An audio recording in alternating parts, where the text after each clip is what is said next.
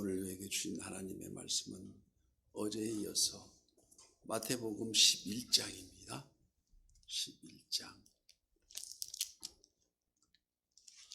1절부터 12절까지 마태복음 11장 1절부터 12절까지 교독합니다.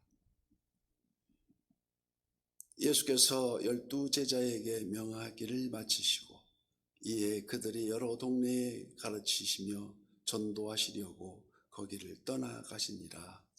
요한복음에서 그리스도께서 하신 일을 듣고 제자들을 보내요 예수께 여짜오되 오실 그이가 당신이오니까 우리가 다른 일을 기다리오리까. 예수께서 대답하여 이르시되 너희가 가서 듣고 보고 온 것을 요한에게 알리되 맹인이 보며 못 걷는 사람이 걸으며 나병 환자가 깨끗함을 받으며 못 듣는 자가 들으며 죽은 자가 살아나며 가난한 자에게 복음이 전파된다 하라. 누구든지 나로 말미암아 실족하지 아니하는 자는 복이 있도다 하시니라. 그들이 떠나매 예수께서 무리에게 요한에 대하여 말씀하시되 너희가 무엇을 보려고 광야에 나갔더냐? 바람에 흔들리는 갈대냐? 그러면 너희가 무엇을 보려고 나갔더냐? 부드러운 옷을 입은 사람이냐? 부드러운 옷을 입은 사람은 왕궁에 있느니라. 그러면 너희가 어찌하여 나갔더냐? 선지자를 보기 위함이었더냐? 옳다. 내가 너희에게 이르노니 선지자보다 더 나은 자니라. 기록된 바 보라 내가 내 사자를 내 앞에 보내노니 그가 내 길을 앞에 분비하리라 하신 것이 이 사람에 대하여 말씀하시니라. 내가 진실로 너희에게 말하노니 여자가 낳은 자 중에 세례 요한보다 큰 이가 일어남이 없도다.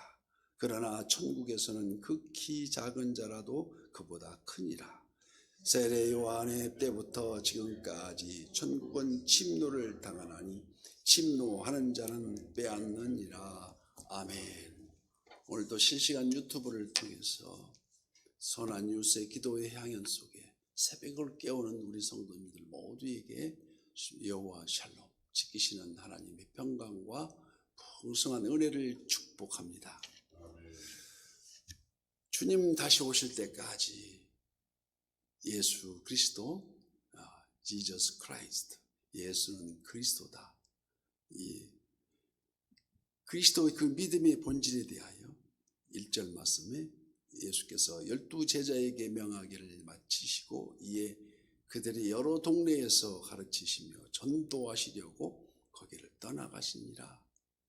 이를 평행 구절인 마가복음 1장 38절에서는 이르시되 우리가 다른 가까운 마을들로 가자. 거기서도 전도하리니 내가 이를 위하여 왔노라고. 이처럼 우리 주님은 몸된 교회의 모든 역량을 가르침과 선교에 초점을 두고 있습니다. 오늘 본문 속에서 세례 요한은 헤롯 왕의 비행을 책망하다가 감옥에 갇혀 고통을 겪는 중에 그의 제자들을 예수님께 보냅니다. 그리고 3절 말씀은 예수께 여짜오되 오실 그이가 당신이 오니까 우리가 다른 일을 기다리오리까 하고 묻습니다. 얼마 전까지만 해도 세례 요한 스스로 우리 주님을 가리켜서 세상 죄를 지고 가는 하나님의 어린 양이라고 찬양하던 당사자가 그의 고통의 시간, 그 시간 그 아픔 중에 어느새 기대하던 메시아관이 흔들고 있다는 것입니다. 이에 4절 말씀에 예수께서 대답하여 이르되 너희가 가서 듣고 보는 것을 요한에게 알리되 뭐라고 말합니까? 맹인이 보며 못 걷는 사람이 걸으며 나병 환자가 깨끗함을 받으며 못 듣는 자가 들으며 죽은 자가 살아나며 가난한 자에게 복음이 전파된다 하라고 말씀하십니다. 이는 이사야 선지자의 예언 그대로 행하여짐이 이를 증거하고 있지 않느냐고 말씀하시는 것입니다. 초대교회 이후 지금껏 우리 주님 몸된 교회 안에서 실제적으로 나타나고 있는 이 시간도, 지금 이 시간도 성령의 능력으로 선한 이웃의 구원 역사는 꾸준히 쉬지 않고 이어져 가고 있다는 말씀입니다. 그래서 우리가 1968년 WCC 세계교회협회라고 그러죠. 또 그 스웨덴 옴살라 대회에서 매년 할 때마다 옵서버로 참석해 단상에 오는 가톨릭 이그나지오 대주교가 발언한 내용이 화제가 되었습니다. 어떤 내용입니까? 만일 교회 안에 성령이 안 계신다면 복음은 한낱 죽은 문자에 불과하고 교회는 일개 조직에 불과할 것입니다. 성령이 안 계신다면 선교란 한낱 선전 광고에 불과하지 않겠습니까? 그러나 내주하신 성령님, 부활하신 그리스도께서 우리와 함께 하심으로 복음은 찬란한 생명력으로, 선교는 성령 강림의 축제가 되고, 성례전은 천국 영생의 기념이 되는 성도의 증표라고 역설함으로 많은 갈채를 받았음을 우리는 봅니다. 본문 6절 말씀에 누구든지 나로 말미암아 실족하지 아니하는 자는 복이 있도다 하시니라. 즉 그리스도의 진리를 바로 알고 복음의 진리가 어두운 세상에 찬란한 빛이 되고 바로 깨닫는 믿음을 가질 때에 어떠한 어려움 속에서도 헤쳐나가는 복 있는 사람이라는 것을 강조하고 있습니다. 그래서 7절 말씀에 그들이 떠나매 예수께서 무리에게 요한에 대하여 말씀하시되 너희가 무엇을 보려고 광야에게 나갔더냐?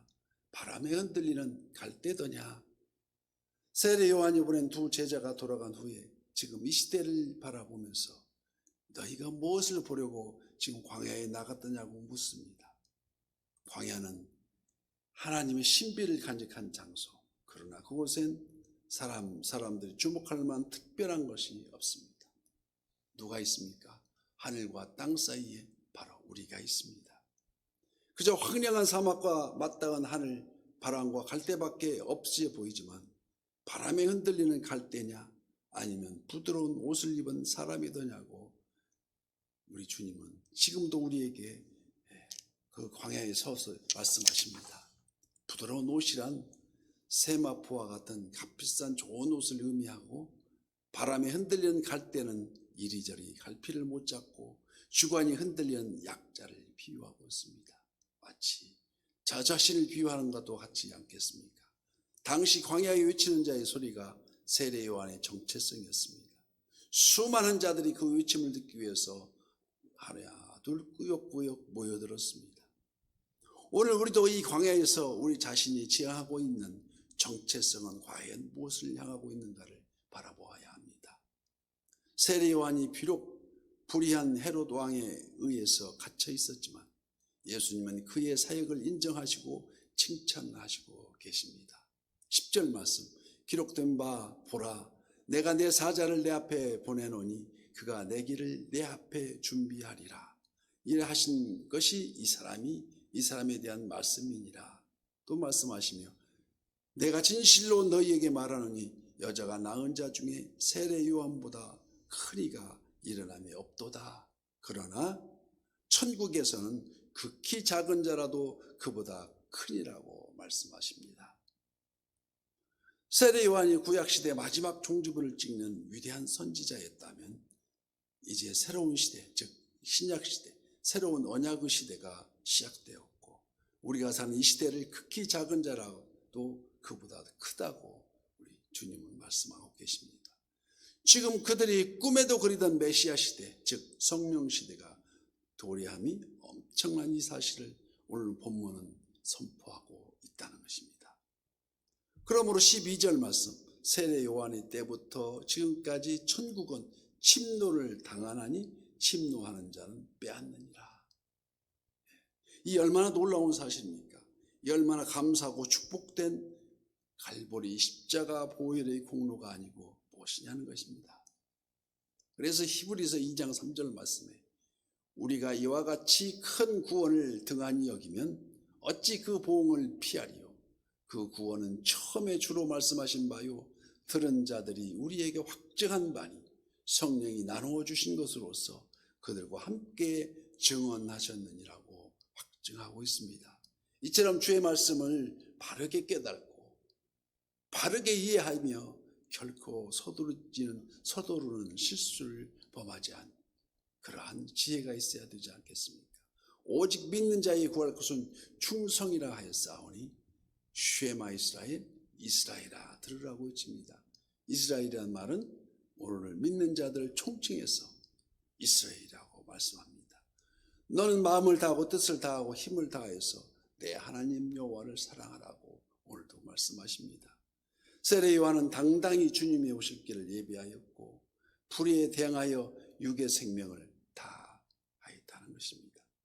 오늘도 우리는 우리 주님 다시 오실 때까지 주님이 주신 길을 잘 걸으며 자기 시대에 자기의 사명을 다하는 것이 우리 본분이 되어서 우리 모두가 승리하는 선한 요새의 지체가 다 되시기를 예수님 이름으로 축복합니다.